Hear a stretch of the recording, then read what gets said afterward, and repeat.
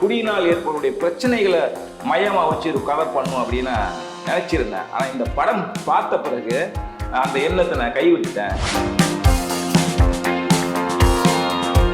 மிஸ்கின் பேச்சு ஒரு நாடகத்தன்மை இருக்குது, நடிக்கிறாரு, இல்லை தனக்கு எல்லாம் தெரியும், தான் படித்தவன் மேதாவி அப்படிங்கிறத. சபை நாகரிகம் ஒன்று இருக்குது. என்னதான் நீங்கள் நல்லா பேசினாலும் பேசினாலும் வந்து ஒரு எல்லை இருக்கு. மேடையில் உட்காந்துட பார்த்தீங்கன்னா அப்படி கால் நீட்டு, பல பெரியவர்கள் கூட இருப்பாங்க, கால் நீட்டுட்டு அப்படி இது பண்ணிட்டு ஒரு கண்ணாடியை போட்டு. இந்த வீடியோவை உங்களுக்கு வழங்குபவர்கள் Paces Pay, secure digital payments with multiple features and great success rate. வணக்கம். இன்றைய சந்திப்பில் நம்முடன் இணைந்திருப்பவர் பத்திரிகையாளர் தஞ்சை அமலன் அவர்கள். வணக்கம். வணக்கம். பொங்கல் படங்கள்லாம் ஓடிட்டு இருக்கு. ஆமா. அதுக்கு அடுத்து பார்த்தா 24 ஒரு முக்கியமான நாளா இருக்கு. ஒரு 4 படங்கள் தமிழ் சினிமாவில் வெளிவருது. ஆமா. அந்த படங்கள் எப்படி வரும், எப்படி எதிர்பார்ப்பு இருக்கு? அதாவது ரொம்ப நாள் ஆச்சு. முன்னாடிலாம் பார்த்தீங்கன்னா இந்த மாதிரி அடிக்கடி ஃபெஸ்டிவல் மாதிரியான இது, அதாவது பொங்கல், தீபாவளி, கிறிஸ்மஸ்ஸு, இந்த பண்டிகை காலங்கள் தவிர மற்ற நாட்களையும் 7 படம் 8 படம் ரிலீஸ் ஆகிற காலகட்டம்லாம் இருந்தது. அதெல்லாம் காலம் மாறி போச்சு. காலம் மாறிட்டுனா ஒரு 10 ஆண்டுகள் இருக்குமா? இருக்கும். 10 வருஷம் மேலேயே ஆயிடுச்சு. 15 வருஷம் கிட்டத்தட்ட ஆக போகுது. அப்போல்லாம் வந்து கொத்து கொத்தா படங்கள் வரும்.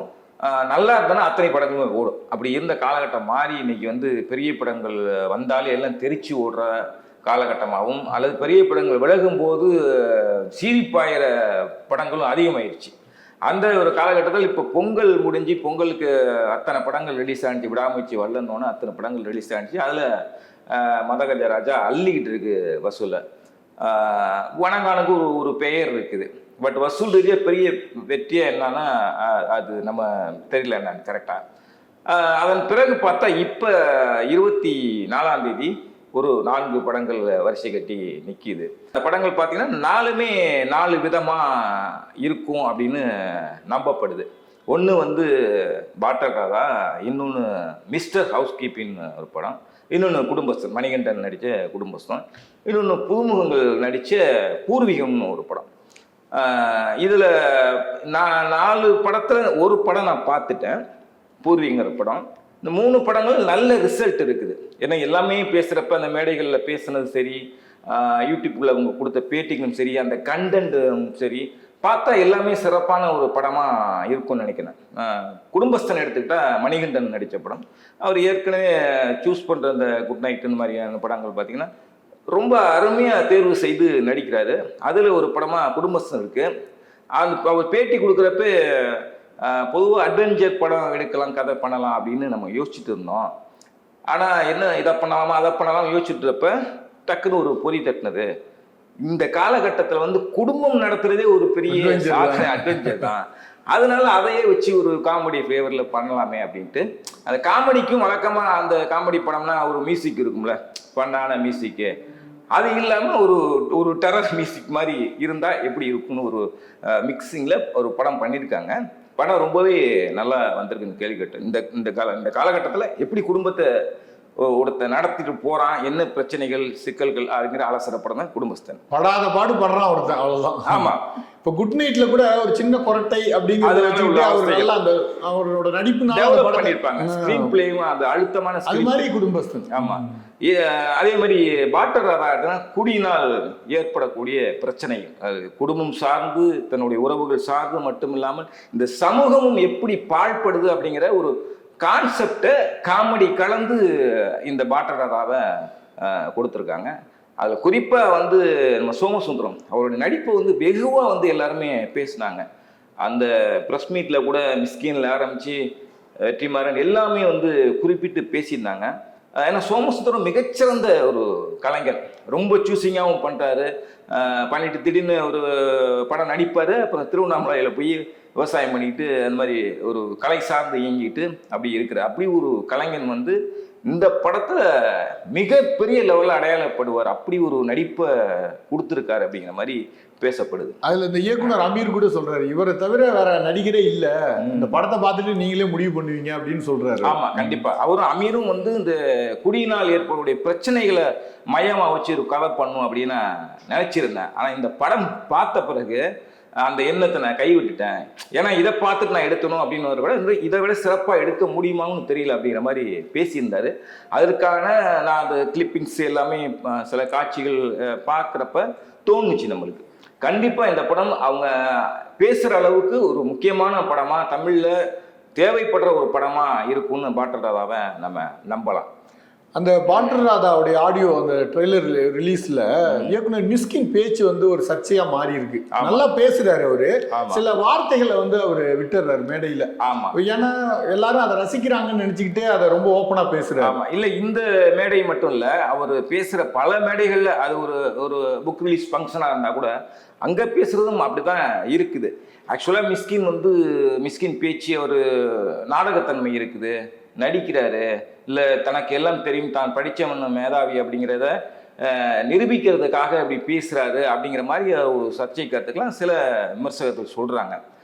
என்னை பொறுத்தளவு உண்மையிலே மிஸ்கின் பெரிய படிப்பாளி தான். படிக்கிற விஷயமே அவருக்கு உள்ள சில கருத்துக்களை உண்டு பண்ணி அதுவே கதையாகவும் கருவாகவும் உருமாறுது.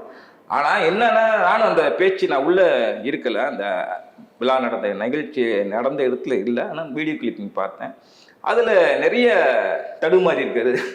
என்னன்னா, ஒரு சபை நாகரிகம்னு ஒன்று இருக்குது. என்னதான் நீங்கள் நல்லா பேசினாலும் ஃபன்னாக பேசினாலும் வந்து ஒரு எல்லை இருக்குது. ஒரு பெண்கள் இருக்கிற கூட்டத்தில், ஒரு பத்திரிகையாளர்கள் இருந்த ஒரு அரங்கத்தில் நீங்கள் கெட்ட வார்த்தைகளை வந்து உபயோகப்படுத்துங்கிறது ரொம்ப அநாகரிகமான போக்கு. பட் அந்த கெட்ட வார்த்தைகள் எல்லாம் சென்சார் பண்ணிவிட்டு நீங்கள் அவருடைய ஸ்பீச் மட்டும் கேட்டிங்கன்னா கண்டிப்பாக ஒரு தத்துவார்த்தம் இருக்கும். இப்போ என்ன கூட திட்டலாம், என்னத்தை தத்துவார்த்தமாக பேசிட்டேன் அப்படின்னு இதை பார்த்துட்டு கூட திட்டலாம். உண்மையிலே ஒரு சில அக்கறையோடு இருக்குது, சில நியாயமான கோபங்களும் இருக்குது.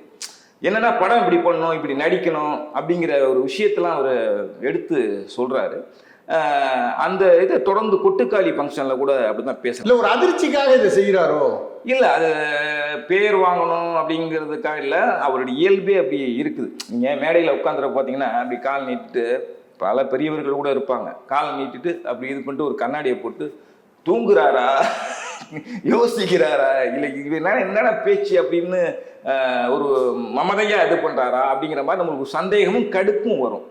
பட் எனக்கு தெரிஞ்ச அவர் நடிக்கிற மாதிரி தோணல. அவருடைய இயல்பு, ஒவ்வொருத்தரும் ஒரு ஸ்டைலுக்கு இயல்பு. ஆனால் மிஸ்கின் இந்த வரம்பு மீறிய கருத்துக்கள் பேச்சுக்களும் கொஞ்சம் ஆபாசம் கலந்த கெட்ட வார்த்தைகள் கலந்த பேச்சுக்களும் தவிர்த்துட்டு உருப்படியாக பேசினா அந்த பேச்சின் ரசிக்கிறது கண்டிப்பாக ஒரு கூட்டம் இருக்கும்.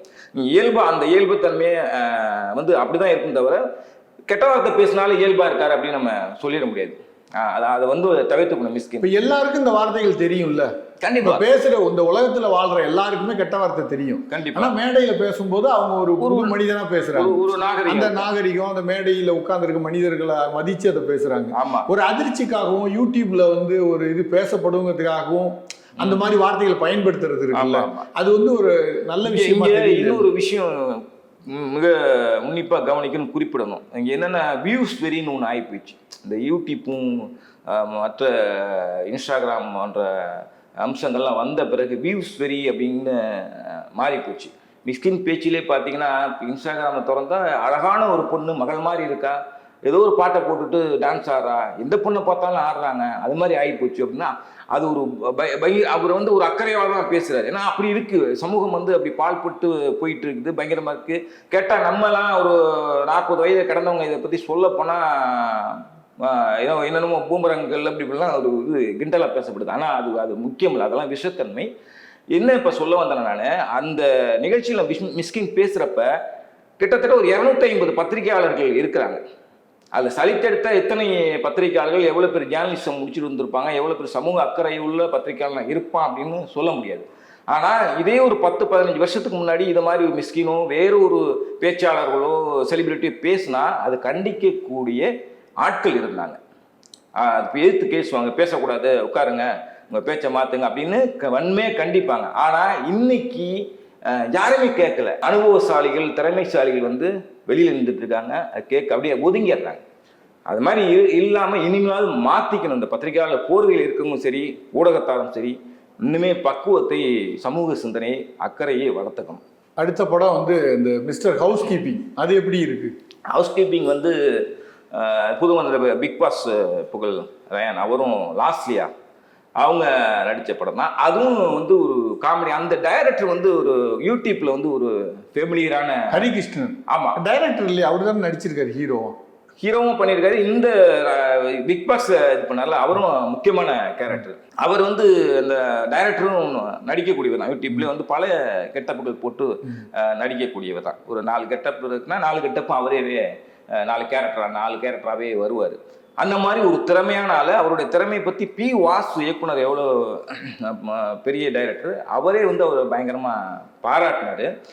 ஒரு வித்தியாசமாக படம் பண்ணியிருப்பார். அதே மாதிரி ஒரு கருத்து இருக்கிற மாதிரியும் அதை வச்சுக்கிட்டு ஒரு காமெடி ஃப்ளேவரில் ஒரு படம் பண்ணியிருக்கா நம்பலாம். ஆக இந்த 3 படங்கள் சொல்லலாம். இந்த 3 படங்களுமே வந்து ஒரு பேசக்கூடிய படமாகவும் வரவேற்பு பெறக்கூடிய படமாகவும் இருக்கும்.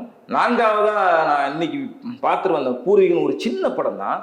ஆனால் நம்ம ரூட் இருக்குல்ல, நம்ம பாரம்பரியம், பண்பாடு, இந்த தலைமுறை கடந்து எப்படி பின்தங்கிட்டு இருக்கோம். நம்மளாம் விஞ்ஞான வளர்ச்சி அந்த மாதிரி போயிட்டு இருக்கிற காலகட்டத்தில், ஆனால் அந்த பண்பாடு, பாசம், உறவுகள், நல்ல பழக்க வழக்கங்கள், இதையெல்லாம் எப்படி பின்னோக்கி போயிட்டு இருக்கோம் இதில் அப்படிங்கிற அந்த அடுத்தடுத்த தலைமுறையாக செக்மெண்ட்டாக ஒரு 5 செக்மெண்ட் சொல்லப்படுது இந்த கதையில். உண்மையிலே நான் ஒரு 10 இடத்துல கலங்கினேன். தேவையான படமாக இருக்குது சமூகத்துக்கு. பட் எடுத்து சொன்ன விஷயத்தில் கொஞ்சம் ட்ராமாட்டிக் ஒரு சீரியல் இது இருக்குது. தவிர மற்றபடி ஒரு அக்கறையான ஒரு படமாக அந்த படத்தை பண்ணியிருக்காங்க. மியூசிக் கொண்டு சாணக்கியான ஒருத்தர் பண்ணியிருக்காரு. மியூசிக் கொண்டு பார்த்தீங்கன்னா அந்த 50களில் ஃப்ளாஷ்பேக் போகுது கதை. அந்த 50களில் நம்ம வந்த படம், எம்ஜிஆர் படம், சிவாஜி படம் பார்க்குறப்போ ஒரு மியூசிக் இருக்கும்ல, அந்த டோன் அப்படியே வந்து அந்த 50களில் நடக்கிற அந்த பாட்டுக்கு மட்டும் கொடுத்துருக்காங்க. இதெல்லாம் படம் பார்த்துட்டு இருக்கும்போது ரொம்ப மனசு இலகுவாகவும் மென்மையாகவும் அப்படியே மாறுது நம்மளுக்கு.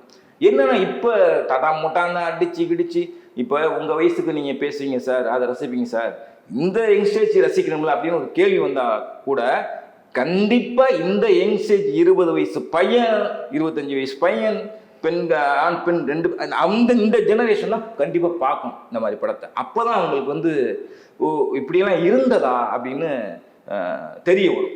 தேவையான படமாக இருக்குது. அது ரொம்ப நான் எனக்கு மெல்ட் ஆகிட்டேன் அதில். அதனால் இந்த 4 படமே நல்ல படமாக. இந்த 4 படங்களும் நீங்கள் சொல்லும் போது பார்த்தா இப்போ தமிழ் சினிமாவில் ஒரு ட்ரெண்ட் உருவாகிற மாதிரி இருக்குது. எப்படின்னா, ஒரு சின்ன லைனை எடுத்துக்கிட்டு ஒரு எளிய கதை எடுத்துக்கிட்டு, ஒரு உதாரணத்துக்கு ஒரு குரட்டை அப்படின்னா அதை எடுத்துக்கிட்டு ஒரு படமா பண்றது அப்படிங்கிறது ஒரு ட்ரெண்டா மாறுறது மாதிரி தெரியுது. அது உண்மையிலே ட்ரெண்டுன்னு நினைக்கிறீங்களா? எப்படி? இல்ல, அது நான் ட்ரெண்டுன்னு சொல்ல மாட்டேன். பட் ஆதி காலத்திலேருந்து அது படமா இருந்தாலும் சரி, அல்லது நாவலா இருந்தாலும், சிறுகதையா இருந்தாலும், புதினாலும் ஒரு சின்ன பொறி தான், ஒரு துளி தான் வந்து ஊதி பெரிதாக்கப்படுது. அந்த ஸ்கிரீன் திரைமொழிங்கிற விஷயம்தான். நீங்க என்ன லைன் எடுத்துக்கிட்டா கூட அந்த நீங்கள் ஸ்க்ரீன் பிளேயில் போட்ட விட்டிங்கன்னா அது அவ்வளோதான். நீங்கள் ஒரு படத்தில் 50 சீன் இருக்குன்னா 50 சீனில் அட்லீஸ்ட் ஒரு 40 சீனாக கவர்ற மாதிரி, நெஞ்சத்தை தொடுற மாதிரி, ரசிக்கிற மாதிரி இருந்தால் தான் அந்த திரைமொழி வெற்றியாகும். திரைமொழி வெற்றியாக இருந்தால் தான் முழு நீள திரைப்படமும் ரசிக்க முடியும். அந்த முழு திரைப்படமும் நம்ம வெற்றி படமாக நம்ம பார்க்க முடியும். அப்படி தான் இது அப்போலேருந்து இருக்குது. இயக்குனர் K.S. ரவிக்குமார் சொன்னார், 1லேருந்து 9 தான் கதை, அதுக்கப்புறம் 0, அப்புறம் 1 போடுவோம், அப்புறம் 12, 13 இப்படி போகணும். இதுதான் மொத்தமே வந்து ஒரு 9, 10 லைன் தான் இருக்குது கான்செப்ட். அதுதான் மாற்றி வெவ்வேறு வடிவங்களில் சொல்லப்படுது, அவங்கவுங்க டேஸ்ட்டுக்கு தகுந்த மாதிரி அப்படின்னு சொல்லியிருந்தார் ஒரு பேட்டியில். அது ஏறத்தாழ உண்மைதான். நிறைய கதைகள் இருக்குது, நிறைய இருக்குது. ஆனால் எவ்வளோ கதைகள்னாலும் அந்த 1 லைன் தான், அந்த ஒரு வரி தான் வந்து ஒரு முழு படமாக வந்து நம்மளுக்கு மாறுது. அந்த வகையில் இது அது ட்ரெண்டுன்னு சொல்ல மாட்டேன். அதை வந்து இப்போ உள்ள ஜெனரேஷன் இயக்குனர் இருக்காங்களா, அந்த ஒன்லைனாக அழகாக ப்ளே பண்ணுறாங்க, ரசிக்கிற மாதிரி கொடுக்குறாங்க. அது வேணால் ஒரு ட்ரெண்டுன்னு வேணால் சொல்லலாம். இப்போ கார்த்தி சுப்புராஜை பார்த்தீங்கன்னா அவர்கிட்ட நிறைய பேர் கதை கேட்குறாங்களாம். கேம் சேஞ்சர் ஃபெயிலியர் அவர் கொடுத்த கதை தான். பட் அதை நீங்கள் ஒன்லைனாக பார்த்தீங்கன்னா ஒரு மாவட்ட ஆட்சியருக்கு என்னென்ன அதிகாரம் இருக்குது? பொதுவாக வந்து ஆட்சியாளர்களால் வந்து நசுக்கப்படுறவங்க, தூக்கி அடிக்கப்படுறவங்க தான் வந்து மாவட்ட ஆட்சியர் அப்படிங்கிற இதை தாண்டி ஒரு மாவட்ட ஆட்சியர் என்னென்னலாம் பவர் இருக்குது அப்படிங்கிற ஒரு விஷயத்தை கையில் எடுத்துகிறது தான் கேம் சேஞ்சருடைய ஒன்லைன். ஆனால் சொன்ன விதத்தில் வந்து சங்கர் தனது பழைய டெம்ப்ளேட்டுக்குள்ள நுழைஞ்சிக்கிட்டதுனால அந்த படம் ஒருவேளை தோல்வி பெற்றிருக்கலாம். பட் அந்த கார்த்தி சுப்ராஜ் நிறைய இந்த மாதிரி லைன் வச்சுட்டு இருக்காரா, அவர்கிட்ட லைன் வாங்குறதுக்குன்னே ஒரு லைனில் நிற்கிறாங்களாம் இயக்குனர்கள். அந்த மாதிரி இப்போ மலையாளத்தில் கூட ஒரு இயக்குனர் கேட்டிருக்காரு அவங்ககிட்ட கதை. அந்த மாதிரி அது ஒரு ட்ரெண்டாக இருக்குது. ஒன்லைன் அதே இறுக்கமாக இருக்குது, அதுக்கு ஒரு டிஸ்கஸ் வந்துச்சு, ஒரு நல்ல சீன்கள் பண்ணிட்டா நிச்சயமாக ஒரு நல்ல படமாக வரும். நல்லா இருக்குது. இந்த நீங்கள் சொல்கிற மாதிரி ட்ரெண்ட்னா கூட இந்த ஒரு லைன் இருக்குல்ல, அதுவே கூட நல்லா இருக்குது. அது நல்லா பண்ணுறாங்க பசங்க. யங்ஸ்டருக்கு மட்டும் இல்லாமல் ஒரு ஃபேமிலி ஆடியன்ஸாக போய் இப்போ பார்க்கிங் இந்த மாதிரி படம் வந்ததுக்குல பார்க் பண்ணுறதுல உள்ள ஈகோ பிரச்சனைகள் நடுத்தரவருக்கும், அது எம்எஸ் பாஸுக்கும் ஹரிஷ் கல்யாணுக்குள்ள விஷயங்கள், அது எப்படி விரோதமாக மாறுது, கொலையில் போய் முடியுது அப்படிங்கிற இதை வந்து அழகாக வந்து ப்ளே பண்ணியிருப்பேன். அதை நீங்கள் வந்து குடும்பத்தோடு பார்க்கலாம். பார்க்கும்போது கூட உங்களுக்கு ஈகோ, இந்த சின்ன சின்ன விஷயங்களுக்கு பக்கத்து வீட்டுக்காரன் எதிர் வீட்டுக்காரன் நம்ம அதில் ரோட்டில் போகிறவன் வர்றவன் ஏமாட்டி நம்ம சண்டை போடக்கூடாது. அவனே தப்பு பண்ணானா மன்னிச்சு விட்டணும், அல்லது அவன்கிட்ட வீண் விவாதங்கள் அல்லது ஈகோவை எடுத்துட்டு இது பண்ணுறது தான். அது நிறைய விபத்துகள் நடக்குதுல்ல. பார்த்தீங்கன்னா 2 பேர் லேசாக இடிச்சிருப்பாங்க, எந்த காயம் கூட இருக்காது, சண்டை போடுவாங்க. சண்டை போடுறதுனால இப்போ ரோடு ஃபுல்லாக பாருங்க போக்குவரத்து நெரிசல் ஆகும், ஒன்றுமே உப்பு பெறாத காரியத்துக்கு. இந்த மாதிரி பிரச்சனை இருக்கக்கூடாது, நம்ம விடுபடணும் அப்படிங்கிற இதை சொல்கிற மாதிரியும் கூட அந்த பார்க்கிங் படம் வந்து ரொம்ப நாளாக ஆனால் கூட தேவையான படமாக இருக்குது. அப்படி சில படங்கள் வந்து நிறைய இயக்குனர்கள் யங்ஸ்டர் வந்து கொடுத்துட்டு வராங்க. அது ரப்பர் பந்தை சொல்லலாம். அது மாதிரி நிறைய படங்கள் எல்லாமே புது பசங்க. அதனால் ரொம்ப சினிமா வந்து அப்படி போச்சு இப்படி போச்சு, அதெல்லாம் பாகத்தை போச்சு, அழிஞ்சு போச்சு, கஷ்டப்பட்டு படம் எடுத்தேன், வீட்டை விற்றேன், மாட்டை விற்றேன், எடுக்கல அப்படின்னு புலம்பாது. நல்ல படம் எடுத்தா கண்டிப்பாக வரலாம். ரப்பர் பந்து அல்லன்னு அழிச்சு சின்ன லைனாக அருமையாக பண்ணார். அந்த மாதிரி பசங்க நிறைய பேர் வந்துட்டாங்க. அதனால் தமிழ் சினிமா சுபிட்சமாக ஆரோக்கியமாக நல்லாவே இருக்குது. இனி வருங்காலங்களில் வந்து கேரளா மலையாள சினிமா, பெங்கால் சினிமா, இந்த சினிமா தான் வந்து ஒரு தரமான கதைகள் உள்ள இதாக இருக்கணும் மாறி தமிழ் சினிமா பிரமாதம் பண்ணுறாங்க அப்படிங்கிற காலம் வந்துடுச்சு. மீண்டும் பேசுவோம். நன்றி, வணக்கம். நன்றி. இந்த வீடியோ உங்களுக்கு பிடிச்சிருந்தா லைக் பண்ணுங்க, ஷேர் பண்ணுங்க, கமெண்ட் பண்ணுங்க. மறக்காம OH சினிமா சேனலுக்கு சப்ஸ்கிரைப் பண்ணுங்க.